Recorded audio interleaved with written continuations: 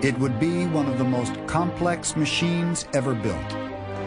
It would take 10,000 people and nearly 5 years to build it. It would cost an estimated $5 billion. Success was anything but certain. The plane would contain more than 4 million parts, supplied by contractors around the world. But would they arrive on time? Miss your first commitment and then things start to go wrong. And would they work? From a technical point of view, I would not put this back on the airplane if I had a choice. Nothing could be left to chance. 154. This would be the most tested airliner in aviation history. Eventually, lives would be at stake. There's an apprehension anytime you change technology. To make it all work, the company would reinvent itself from the inside out. And all of this would have to happen at a time when the world's airline industry was in recession. If the 777 were to fail, the company's future was at risk. Success would keep Boeing ahead of the competition for decades to come. This plane would be built to set a new standard for commercial aviation. This is the story of the building of a 21st century jet.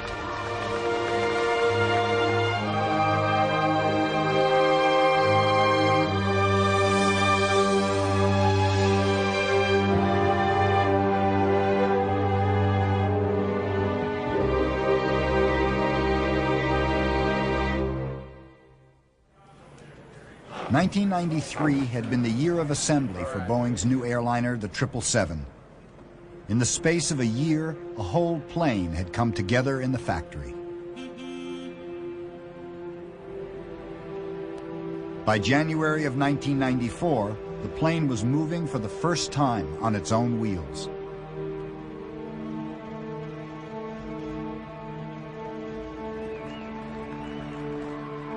It was a delicate operation.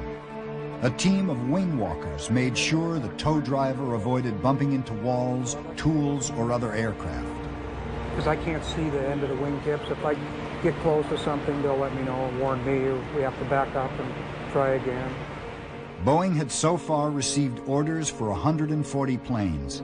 They hoped the 777 would ensure the company's commercial success well into the 21st century. But no 777 had yet flown. This one would be the first, and there were only 5 months to go before this aircraft would take its first flight.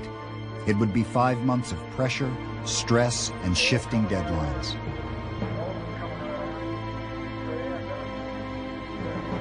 This plane marked a change of direction for Boeing.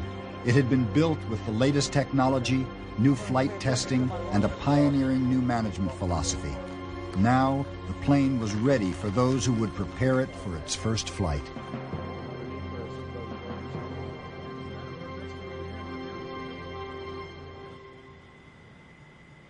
Now that a space had been vacated, the number 2 plane would be moved into position for assembly, followed by other planes farther down the line. There was one important component still missing from the plane. In fact, 2. The engines. They were being designed and manufactured by other companies and would be brought to the plane just a few weeks before rollout.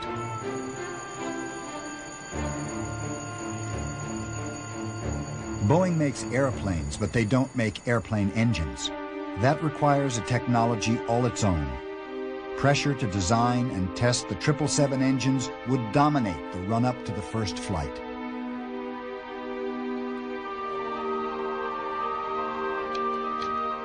Granville Frazier was the Boeing executive responsible for working with the engine manufacturers. Raised on a farm in Mississippi, he was known to his colleagues as Granny. Did it change anything from the meeting we had this morning?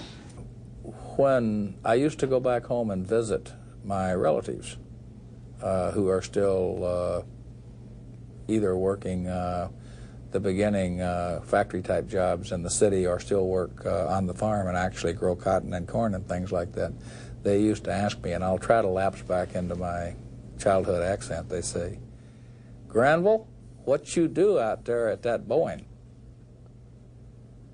And I'd say things like, well, I manage the business and technical interfaces between the Boeing Commercial Airplane Group and the various engine companies, Rolls-Royce, Pratt & Whitney, and GE. And invariably they'd say, yeah, but what you do? I finally learned to answer the question, I make airplanes. And they say, oh, you're a riveter or a welder? And I told them my job is more like welding. And so you have a lot of communication. You could hear somebody say that occasionally. Granville's got a nice job out there at Boeing in Washington State. He's a welder. Welding relationships with the engine manufacturers was Fraser's main task. It would require all of his tact and skill to keep the engines on schedule. The first plane to go into service with United Airlines would have engines made by Pratt & Whitney. According to engineers, a modern jet engine works by a process of suck, squeeze, burn, and blow. Air flows in at the front end through a series of rotating compressors fixed to a shaft. When the air pressure has increased about 20 times, it's heated in a burner at the back. The hot air rushes out, turning the turbine blades, rotating the shaft at high speed, and spinning the front fan. This pulls the plane through the air like a propeller, except much more powerfully. The design of the new engine produced fierce technological challenges. I don't remember how many parts there are in an engine, maybe 50,000. And they whirl in a circle with tip speeds on the fans that are transonic, with turbine materials that are running at sufficient temperatures that they're running cherry red, and they all fly in formation with the airplane. They're 25, the propulsion system, including the engines, maybe 25% of the price of an airplane. It's a big chunk of it. There were 3 companies making engines for the 777, Rolls-Royce, GE, and Pratt & Whitney. It would be up to the airline to choose which manufacturer they went with on their airplanes. As with the rest of the plane, the engines were designed using a 3-dimensional computer. Every component stretched the limits of technology. The contours of the fan blades, for example, were angled to within 1/3 of a degree. Because the outer portions would move fastest, they would have to be larger to take in the same amount of air as the slower parts of the blades near the shaft. A steady and even airflow throughout the engine was crucial.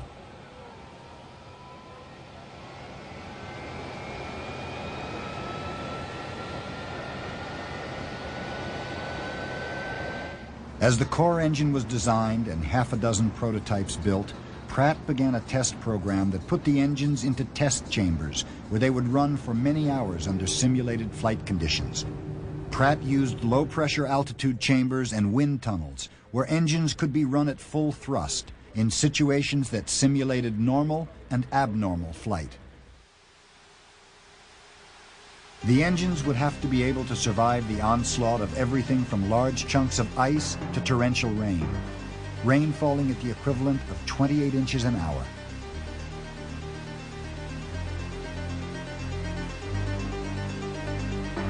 Bird strikes had caused crashes in the past, so the engineers fired flocks of small birds, dead ones, at the engine, escalating to birds weighing as much as 8 pounds.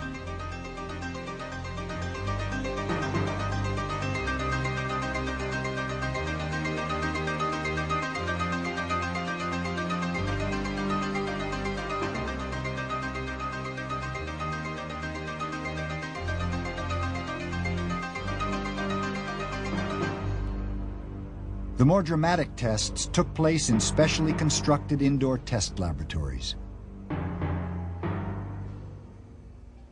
But Pratt & Whitney also had an outdoor test facility for running engines for weeks at a time at high thrust. It was in a location where it wouldn't disturb the neighbors. When you go into reverse, you kick up a lot of sand and dirt, and you just tear up the test stand. So we run it outside for that reason. That's the primary reason. And the other secondary reason is that you don't wake anybody up out here when you're running all day long.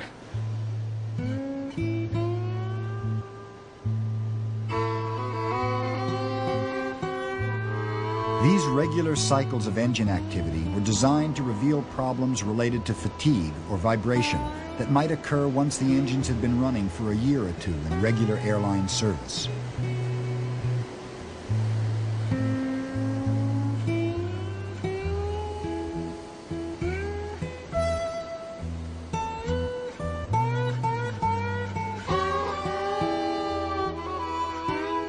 When an engine had to be shut down in flight, it was often because some small component had broken, leading to the plane having to land at the nearest airfield. Over 50% of engine shutdowns had nothing to do with the core engine, but were the result of failures in the sensors or tubes around the engine. During these tests, the engineers deliberately changed the distribution of weight in the engine to put it off balance. This simulated the sort of vibration an engine might experience after years of wear and tear. After regular cycles of activity, engineers went in and took the engine apart. And then on this side here, there's two other spots. They hoped not to find too much wrong, since these components had all been designed to resist the effects of vibration.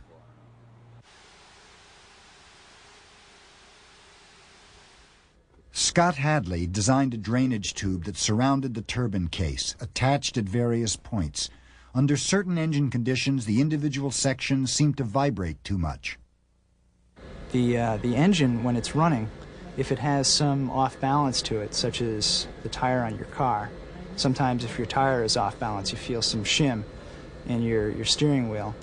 And what that shimmy, if you're at the right speed, and this tube system is tuned to that same frequency, it can amplify that vibration that's being input. The key thing was to avoid having sections of the tube vibrate with the same frequency as the engine. Like a tuning fork, this section, in the middle of the screen, had a natural frequency that depended on its length between the brackets. By moving the position of the brackets, the designer could change the amount of vibration so the engine could no longer shake the tube apart. And as a final check, Pratt had built a rig for the engine that could vibrate it at different frequencies.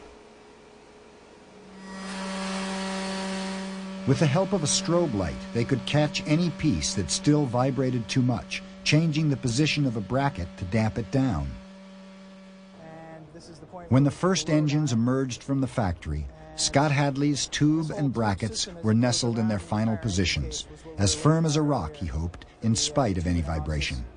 It was this fitting down here that we saw had the mode of vibration right here. And by better supporting that, we'll be able to eliminate that mode of vibration in the engine operating range. Other engine problems occurred during regular in-service maintenance. Bad design could increase the chance of human error. So while they were still designing the engine, Pratt & Whitney opened their doors to engineers and maintenance staff from the airlines, encouraging them to swarm around the engine and look for problems. For many, it was a new experience. I guess everybody's initial impression is the size. It's a much larger engine we've ever seen before. We have access problems. We have some problems too, even with damage with the engines mounted so low on the wing. And we've had problems in the past just with the size of the engine and accommodating in stands and engine changes, working on the engine, that sort of thing, sure. See what I mean? So we now can't change the primary without removing the plug, which I'm not sure if that's a forward step or a backward one, really. How do you know for sure that valve is shut? Oh, how do you know that it's shut? Yeah. I think it bottoms out, doesn't it? When you turn it 270 degrees, it bottoms out. Like, which way to turn it to open it? This is another thing we've had trouble with over the years have been these captured fasteners. And, you know, when you're outside at midnight and it's 10 below zero and this thing falls out and goes through a sewer or something, you go try to find another one and it's not... I've always wondered why they couldn't just put a bolt in there and it would be so much simpler for us. It was an unprecedented process and helped with the marketing of the plane, persuading potential customers that they would have a more reliable plane than ever before. By autumn 1993, the engineers had developed a high degree of confidence in the engine design. Some thought the engine was ready to fly on the 777. Others argued that ground tests were not enough. As with past engines, these new engines should first be installed on test planes, called flying test beds, so they could be tested under actual flight conditions. The arguments went back and forth. We have not had any experience with an engine of that size, so I was in favor of a test bed, at least for this first engine, to find out after they've done their ground test and their simulation of flight in an altitude chamber, that would correlate with in-flight test data by actually flying the engine. That, I felt, would give us a good deal of confidence in the test program. But to lease and specially adapt a test plane for several months would cost something like $10 million. Some felt it was an unnecessary expense. We still feel that, technically speaking, we have the ability now to acquire consistent data from a wind tunnel environment, ground-based wind tunnel environment. And so we're in a kind of experimenting with that possibility now with this program, in the sense that we seriously considered not having flying test beds for our engines. To be quite honest with you, I recommended we did. I recommended we were ready to do that. Like all important decisions on the 777, everyone had his say, and then a decision gradually emerged in favor of the flying test bed. You know, we all listened and we all talked about it, and we decided, well, you know, it's a big development program, and it's a big change, and so why don't we go check it out on the airplane, and then we'll validate that correlation between the ground facility and the flight test. And then if it turns out that it really is, we really do understand it from the ground facility, then we won't fly subsequent engines, you know, on flying test beds. So I think both people will be right, kind of. The team began to plan the engine test flights. The plane they used had an unusual history. The 777 engine requires a very large airplane, and basically one of the only airplanes today, a commercial airplane that can do that, is a 747. So we've used our 747 prototype airplane, which was the original 747 that was built and flown in February of 1969. We borrowed it back from the Museum of Flight, which actually is now the current owner. The 777 engine would have twice as much thrust as the 747's regular engines. It gave an unbalanced look and feel to the historic plane.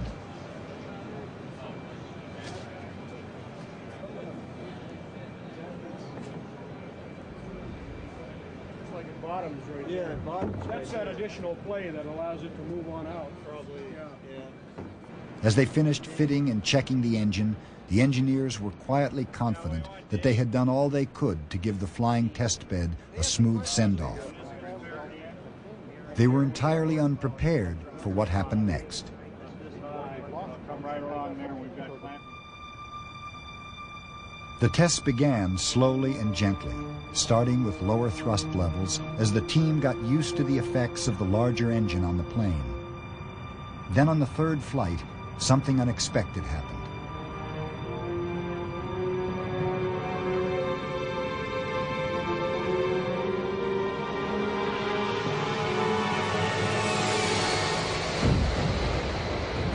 The dramatic explosion was something called a surge. It was similar to a car engine backfiring, and it happened because the pattern of airflow through the engine was badly disrupted. What happens, and particularly at high power, it's very noticeable in the flight deck. It's a very large explosion that you hear. It's like a shotgun going off. Usually there's a motion in the airplane where the airplane will turn slightly into the engine that surges. The takeoff surge that we had on RA-01 was certainly an unexpected surge. You never expect the engine to surge at its takeoff power during rotation. That's not something that you want to ever see. The 777 was 7 months from its first flight, and Boeing and Pratt knew they had to work quickly to find the cause of the surge and fix it. And the engine that was installed on the 747 had been through a very severe series of tests, including a number of stalls where we intentionally forced the engine to act abnormally. We had stalled this engine over 50 times before we flew on the 747. And we took away some of the goodness, some of the surge margin in that engine. So when we flew on the 747, the engine was in a degraded state. It wasn't a new representative engine, it was a damaged engine that had been worked very hard. And we got an answer from that test program that said, that's not a wise thing to do. For many of the engineers, the surge was a setback. Alan Mullally insisted on seeing problems uncovered during testing in a positive light. It was a gift, which was good news. It was a good piece of data. And following analysis of the engine and looking at the test data that we gathered, we realized that the case that surrounds the fan blades needed to be a little stiffer because it was moving a little bit more than what we had in the design, and that allowed a little bit too much clearance between the tip of the fan blades and the case, which allowed the fan blades to stall just like an airfoil.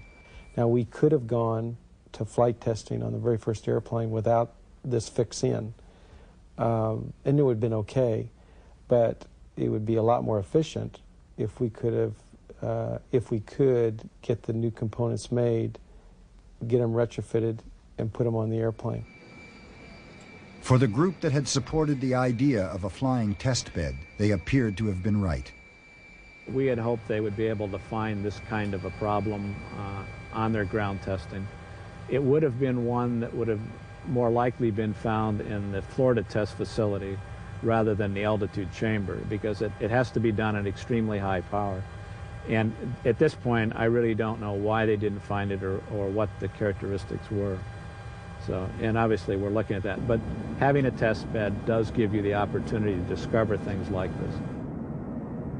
For Ron Ostrowski, who had originally been against the idea of a flying test bed, the surge had made him think again. In hindsight, I had a lot of advice from others, and it was good advice. Because given where we are today with what I said earlier about being somewhat behind in the schedule relative to the validation of the engines themselves, if we had not gone ahead with the flying test bed, had just made that decision on the basis of where we were a year ago, we would be concerned about our position now. We would be concerned about it. For Davenport and the test team at Pratt, it was an unfortunate event. We ran a test program that damaged the engine. And we got an answer in the public's eye, flying out of Boeing Field, with the 747, with some of our competitors and some of our customers observing, where the engine stalled and recovered, and we continued on the flight. But it was a very visible signature that we had to explain over and over again, first to ourselves and then to our customers, as to why it happened and why it's not representative of the production article. Back at the Boeing factory in the middle of a midwinter night, the rest of the plane was about to undergo an important test of its fuselage called the high blow test. Once they take off, planes have to be sealed and supplied with air at a higher pressure, because at high altitudes the air gets thinner. This means that if there's a leak, air in the cabin would escape as the plane climbed, and passengers would become short of breath. In the test, engineers increased the pressure by pumping air into the passenger cabin and cargo hold, inflating the plane like a balloon. This was because on the ground, they couldn't decrease the pressure around the plane to simulate high-altitude conditions. The fuselage had to be able to withstand a pressure difference of more than 12 pounds a square inch. We start out at 5 pounds PSI is what we go to. It's a preliminary check. And then we'll come down, we'll let people out of the airplane at that point. And then we'll go up to 12.1, which is our proof test. 12.1 PSI, that's per square inch, you got to realize. You may see some leaks around doors, things like that. They're audible, very audible if they're leaking. You'll hear them. If you have a head cold, anything like that, do not enter the airplane. anything like that. On the way up to pressure, clear your ears like this, chew gum, whatever you need. Your ears will pop. If we start going up and your ears do not pop, let us know on the radio. We'll bring it down and let you out. We don't want your ears ringing in there. No earplugs at all. It may be noisy in there, but do not wear earplugs. Okay. When we go to 12-1, I want everybody in the 26 building. I don't want them over here on this beam. Okay, now we got contractors in, you know? Not that I'm aware of. 2 o'clock. Okay, FAA is here. So it's customer coordination. They were understood that they come in, they got to stand by until we're ready. Whenever we get ready. Everybody's good? Okay, so we're ready to go, right? Yes. Okay. Go ahead, Harold. Take her up. Everything held up under 5 pounds per square inch.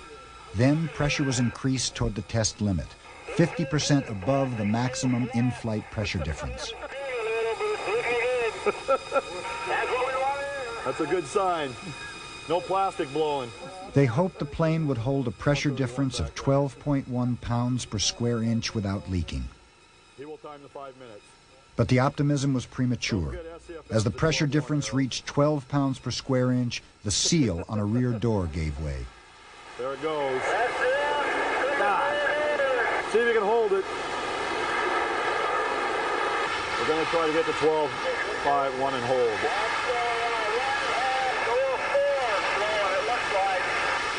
Okay, we know we're going to try to get to proof and hold it. The engineers kept the air pumping, hoping to keep the pressure up to what was called proof, the target pressure difference. I don't know. We're talking about it. Can't hold it. Okay, we're not going to hold proof. We're dropping it. Drop her, Harold. We were real close. Real close. What was the airplane doing? Was climbing up? We were climbing real good. We were climbing real good. How high? We were only going 1,000 feet per minute, but we were at 12.0. Then it blew. If this starts moving out here, I mean, it rotates. Right. And it can rotate at this point. Right, and then it just flops out. And it's pushing it out here. Yeah, at a certain pressure, it'll just flop out. What I'm saying, either way, it's going to rotate around this point here. Let's go up and take a look. Yeah. Let's go up and take a look and see what we got. The aim was to create a temporary seal for the defective door with tape and tubing so the rest of the plane could be tested. Like I said, it's going to rotate around that point there. What we're going to do is we're going to fill this space so the seal has nowhere to go. With what? With Tygon tubing. It'll be trapped by the skin and it'll have nowhere to go. Okay, let's take a break. All right, got air.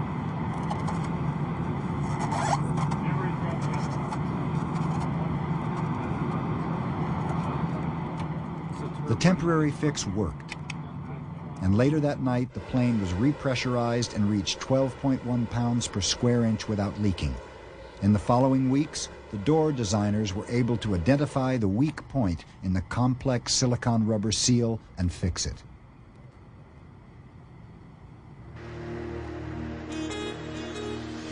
A few days later, on a nearby airfield in the midwinter fog, John Cashman was preparing to pilot an unusual Boeing vehicle called Legos. Legos stood for Large Airplane Ground Operations Simulator. It was a cockpit on a stick, attached to a long metal framework on wheels. Its wheelbase was even longer than a standard 777's, as it was built to simulate the handling problems presented by a future version of the plane called a stretch, which would be 18 feet longer than the basic model. Because the stretch would be so big and the cockpit so far forward, Boeing engineers worried that pilots would have trouble steering it around airports, so they built Legos. What we want to do is we'll dog leg over to the right. Is the van clear behind us?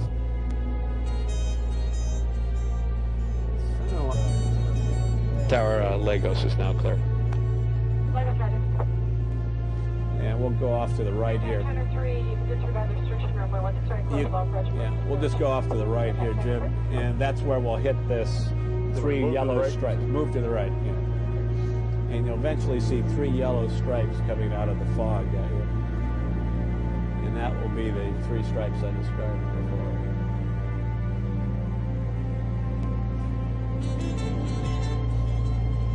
asked about this heading. Heading 270. Understand. I think they got that at Radio Shack or something.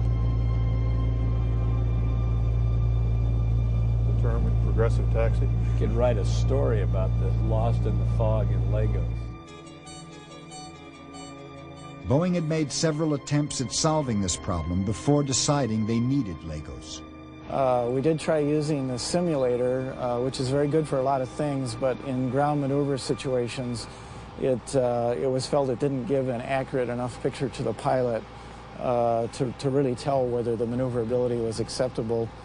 And we did do a test last year at Moses Lake using a 757 on taxiways that were scaled down in size. We actually built 60% size taxiways and taxied the 757 around that. All of those were sort of pointed to there might be a problem, or you might say they were inconclusive anyway. They didn't convince us there wasn't a problem, so we decided to go ahead and build this, which is about as close as we can get to the airplane without actually having the airplane. One test involved video cameras mounted on the wings to show the pilot where his wheels were. Because any invention like this could give the company a competitive edge, Boeing kept the system under wraps until deciding whether or not to use it. But as the Lagos pilots addressed a problem that didn't have to be solved for another 2 years, the engine team was dealing with more pressing problems. By this time, the first flight was just 6 months away, and the 777 still didn't have a pair of engines that everyone was happy with. The surge had necessitated a complicated redesign process, all of which took time. The pressure was mounting at the weekly video conferences. The new version of the engine faced a crucial test called the blade-out test. It had to be passed before the engine would be allowed to fly. Accelerometers in order to get the response during the blade-out event. The fan of a big jet would rotate up to 10,000 times a minute. If a blade detached from the shaft, because of foreign object damage, for example, the engine would have to contain it, as it would do much greater damage if it smashed through the engine and into the fuselage. In the test, an explosive bolt snapped off the fan blade at high speed. The engine case was surrounded by a 3-inch thick band of extremely strong material called Kevlar. It had to stop the flying fan blade, seen here in slow motion. The impact was equivalent to stopping a 5-ton car traveling at 70 miles an hour in 5 inches. Release the blade.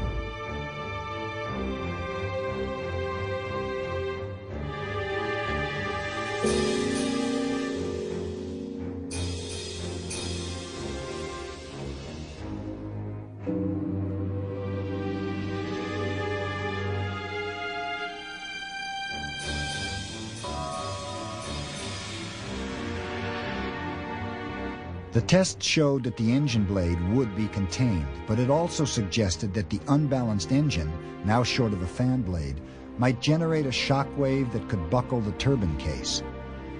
We determined that the low turbine case, which is the case on the rear of the engine that has all of the low turbine blades and vanes inside of it, needed to be increased in wall thickness to make it structurally stronger. The Flanagan brothers were in the process of machining this case for our production engines. When we went to the Flanagan brothers and said, we need to get casings that are made thicker, machined thicker, and have those casings available for the first flight of the 777, the Flanagan brothers have come to our rescue. The knight in shining armor was Jim Flanagan.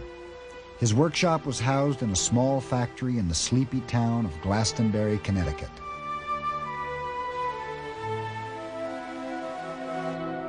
Flanagan had been working in metal for 56 years. He started in high school producing copper fruit bowls, which he sold to local shops.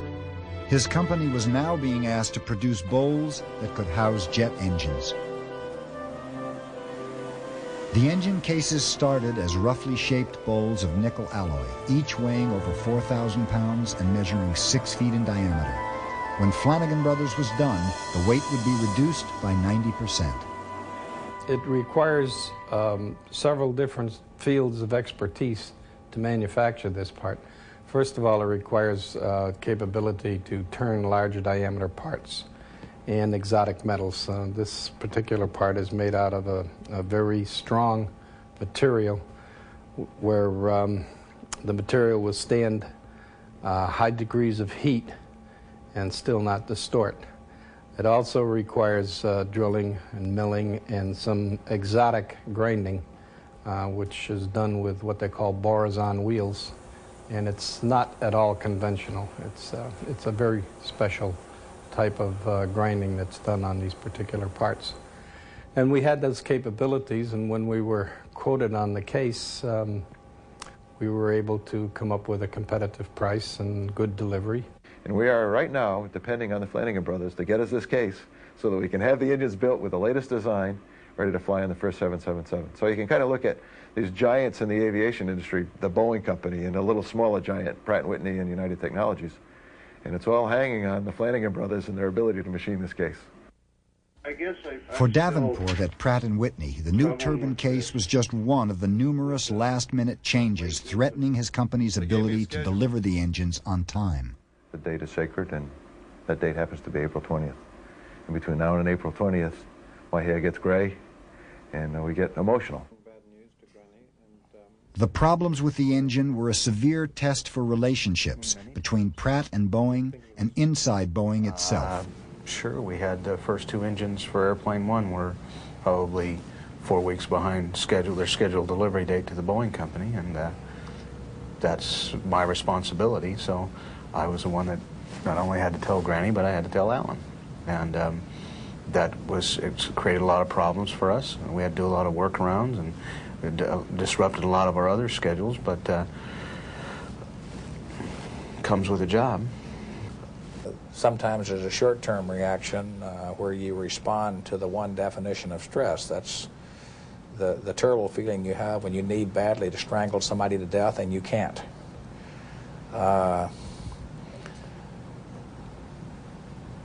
There is the fear that you have for a moment that the problem you've run into is unsurmountable and you won't be able to find a way through the labyrinth to get that thing done which you need to do. We get through those first two pretty quickly, and the whole team goes to work. I think in any program where you're developing something like a jet engine like this that you're going to have, it would be you'd be very fortunate to just have everything go perfect from the day you set out to do what you're going to do and never have any problems in development would be very unusual. However, there are some of us that think it'd be fun to do that. Yeah, I would love to be on that program. Very much. You're all okay? Oh, question back here. There's a ceremonial event in the life of every new airplane that marks its coming of age. It's called the rollout. The 777 rollout would be an occasion to celebrate. Boeing had put a lot of effort into making sure the whole 777 team could take pride in the event and share the credit. Alan Mullally described the plans for the occasion to a group of managers. And that's a Saturday. And we're going to do something that we've never done before. We're going to try to include as many of the people that have worked on the 777 around the company as possible. And usually we'd have a rollout, we'd have, 1,000 or 1,200 people.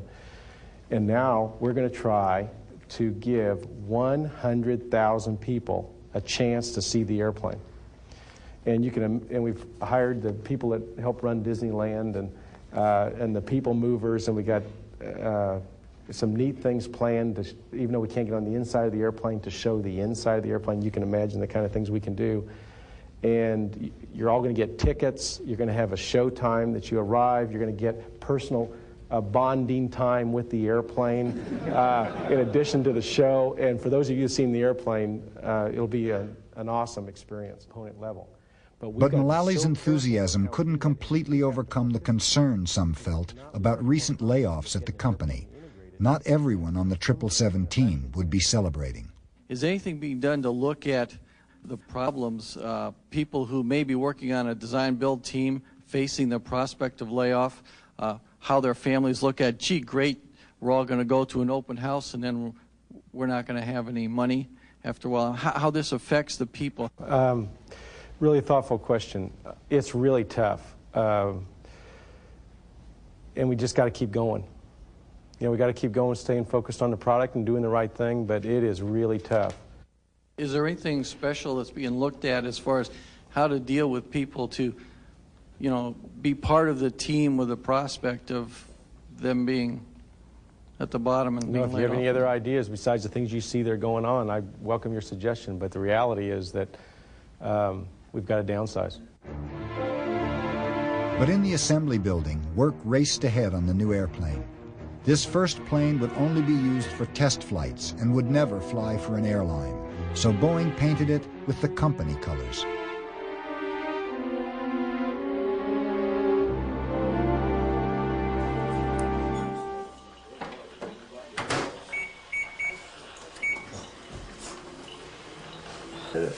Not yet. Not yet. Not yet. Soon will be. Is he gonna actually roll the plan out today or what? You know, it's a surprise. Because I don't know. Oh, you don't know what they're gonna do? Yeah, sir. I don't know what they're gonna do exactly. I don't know whether they're gonna roll it out or just unveil it or what. If it's anything like they've been in the past, it's gonna be. 50,000 Boeing employees and their relatives were invited to the rollout ceremony. Included was Glenda Barnes. Her job had been to put sealing compound around the inside of the plane's fuel tanks. To get into the gate. What you told me to get my badge? Because one ticket and one badge. A Boeing badge must be escorted with one ticket.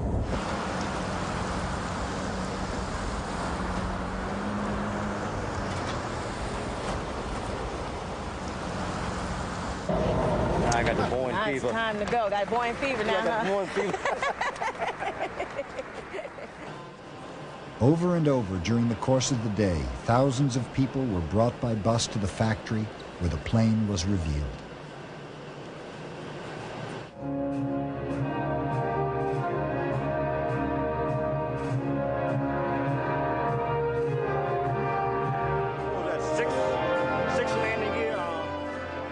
As the plane was unveiled, it looked deceptively small.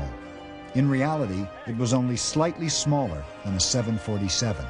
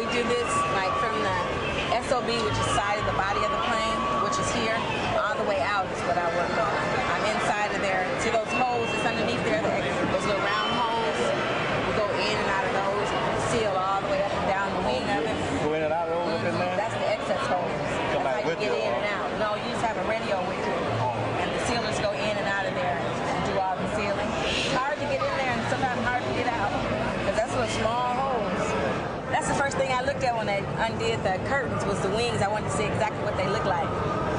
To just imagine all the stuff that I'd done inside of there.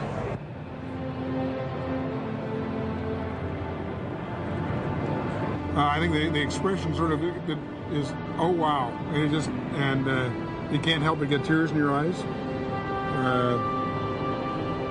Everybody I talked to had the same reaction. Yeah, get it in their eyes. Yeah, it really is. And it's a real draining experience to build an airplane. So I think everyone is ready now, and we're ready to go fly it. So it was thrilling, having worked on the airplane since the start, to see this all culminate here. Not as thrilling as it will be at the beginning of June. When we see the airplane lift off, it'll be a big relief. When we see it land, it'll be a bigger relief. Late that night, the first 777 left the hangar for its true rollout, observed by only a handful of workers.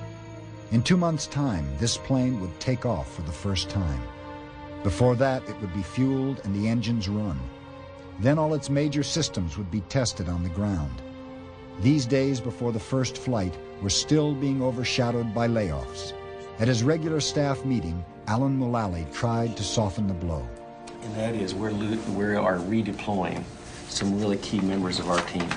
And when you see them, give them a hug, because it's really hard. You know how hard it would be on us and what we think when we change jobs and stuff. But just like in this last week, the ones that Larry and Ron announced, like Creel, this is his last day today, you can write him a note or something, The 777 was by this time only 1 day away from its first flight. There was one more test to be done on the ground, the high-speed taxi test. We have it's a pretty thorough look-through within the low-speed range of all the configurations it can fly in. So from that standpoint, we're really trying to get a very quick overview of the entire airplane, how it handles, how the systems work, stuff like that. Just before the plane was to taxi, there was a ritual walk down the runway that anyone could join in. It was a search for any small object that might fly up and damage the plane. We're doing a little FOD walk, looking for foreign objects that could damage our engine. And obviously that wouldn't be acceptable. So we have a bunch of volunteers, novices, walking down the ramps, everybody, great intentions, and it all helps. Anything could be ingested. Right now, we don't want to take a chance to damage the blades at all or the compressors. Okay, we've got left and right engine started. We're reviewing our status messages. Sweeps will be coming up here in a moment. The plane would taxi down the runway, approaching takeoff speed before putting on the brakes. But as the engines began to turn, there was a problem.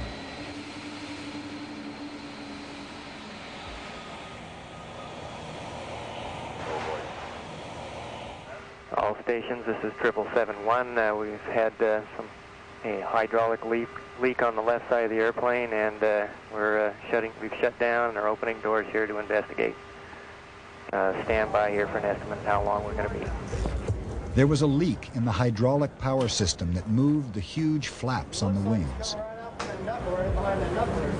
Yeah. Although there were several backup systems, it had to be fixed before they could taxi. When they finally got going, one key test would be to see how the plane responded if crosswinds pushing on the plane's tail created a sideways pressure on the nose landing gear. Cashman came down to discuss this with Mullally while they waited for the leak to be fixed. With a yaw, and then I'm only going to wait a couple seconds, maybe one, Is it coming before down? I hit the brain brakes again. Is it coming down with the yaw for Side load. but for them to check side loads, or for you to check what it feels like on landing? No, for them. For them. It's to try to induce shimmy on the nose gear. From at high speed, they want to spin up with a side load and to see if it shimmies. And that's part one. And part two is just hit the brakes, and with one brake deactivated, that puts a torque on the gear, and then I can look for shimmy stability on the main gear also.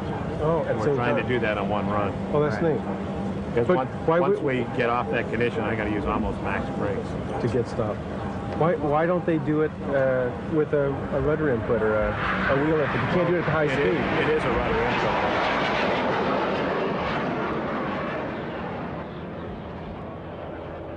The cause of the leak was discovered, a small rubber O-ring that was pinched at the junction point, leaving a gap for hydraulic fluid to leak through.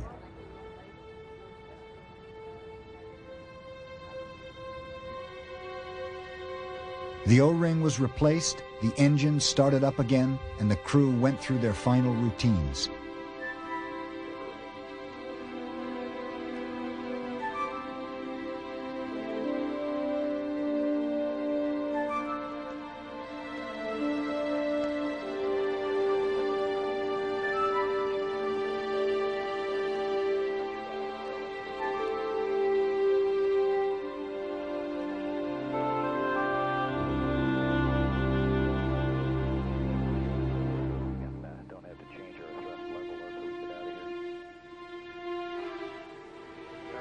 Under its own steam, the first 777 made a quick right turn and headed for the runway.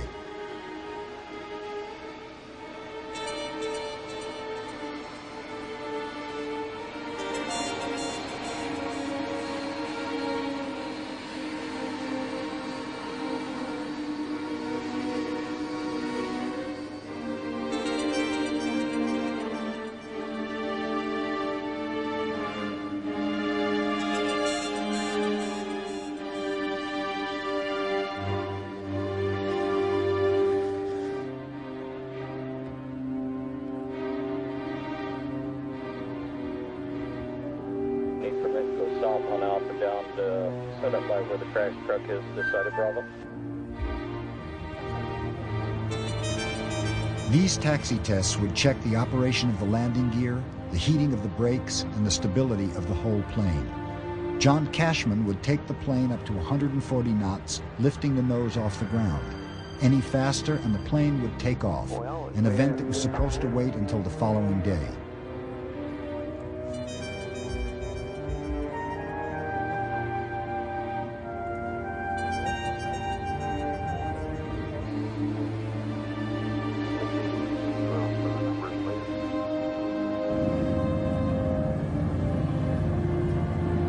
Brake release on 3. 1, 2, 3.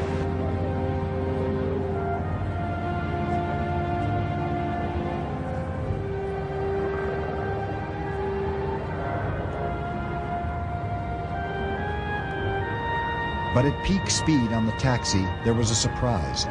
It appeared for a moment that all the plane's wheels had left the ground. Had first flight been a day early?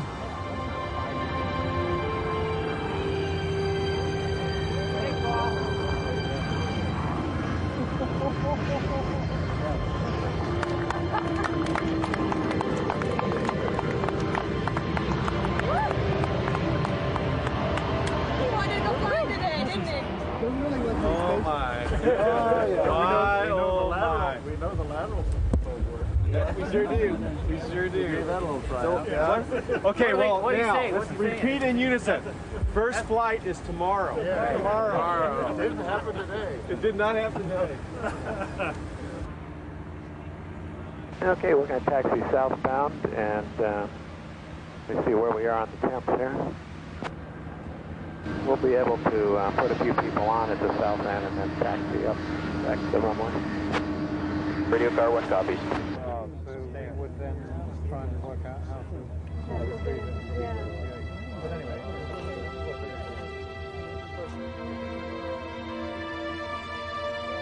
For the journey back to the stand, Cashman invited a handful of senior executives to take their first ride in the plane.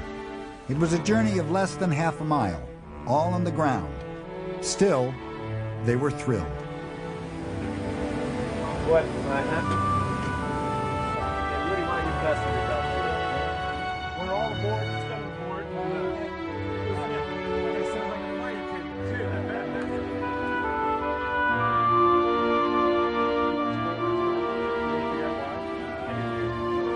They replaced them all.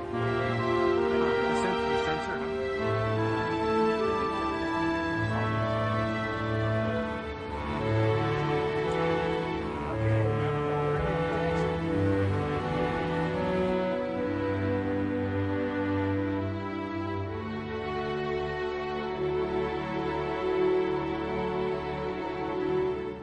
At the briefing after the tests, Cashman reported on how the plane had done.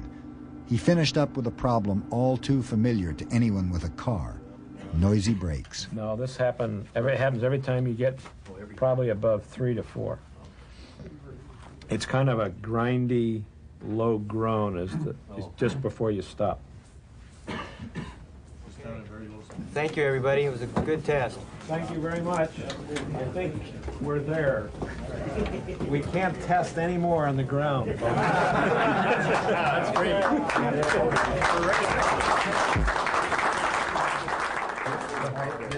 There was no disguising the impatience of the team. The day they'd been working towards for 4.5 years had almost arrived. The next day, Boeing's prototype 777 was scheduled to fly for the first time. The plane would be checked and rechecked through the night. For in the course of this $5 billion enterprise, this flight would be a milestone like no other. Success or failure would be riding on it.